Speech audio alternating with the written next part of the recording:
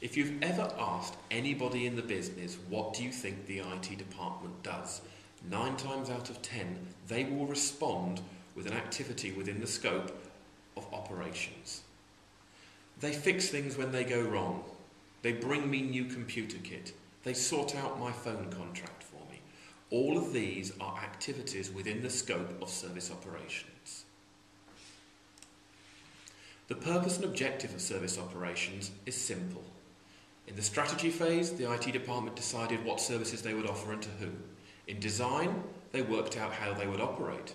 In transition, they made sure that those services were built and deployed successfully. Somebody, however, has to keep these services up and running and performing at the agreed levels of service. This is the role of service operations. They sustain, maintain, and fix the services that have been designed and deployed. From the business point of view, this is where IT's value is seen. The scope of service operation is simple. Anything that can impact on the delivery of a service should be assessed, evaluated, and controlled. The services themselves, SAP, email, CRM, should be protected and controlled. The processes that are utilised by the business to make sure that when the services are delivered, they are actually being used by people should be taken into account. The technology, both hardware and software, and the people who will be using it, all of these should be sorted out by the operations department. Service operation processes are some of the most understood but least utilised correctly in the whole industry. The most famous example of this is incident management.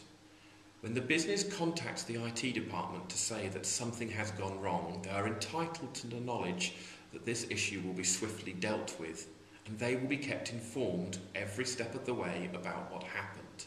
We accept this as normal and become upset if when we contact any organisation to report anything from a parking ticket violation to my dishwasher breaking down, I expect them to know what's happening, when I can expect my next update, and when it will be resolved. Why should IT be any different? This is what incident management is here to help with. With the best incident management process in the world, you will never reduce the amount of incidents 1 iota. You will simply fix them very routinely and quickly. To reduce the amount of incidents within operations, we turn to problem management. Problems are the underlying issues that cause incidents. If incident management can be likened to a band-aid or a paramedic, problem management is the detective who comes along to find out why these issues keep occurring and to get rid of them forever. Request fulfillment actually counts for an awful lot of the operational day-to-day activities of an IT department. Service requests differ from incidents. There is nothing wrong with a service request. I simply want something. Could I have a new laptop? Would you set up my account for me? Can I have more space on my email? There are certain defined activities that should occur for each one of these requests. Request fulfillment simply suggests that you work out these activities and authorizations in advance and codify them. Event management is a monitoring process. The monitoring tools that we can deploy in today's environment can monitor tens of thousands of events, from a server backing up to a server failing over to passwords failing. What do you do with this flow of information? Event management is there to help you separate the wheat from the chaff and make sure the right people get the right information. Access management is usually called account creation.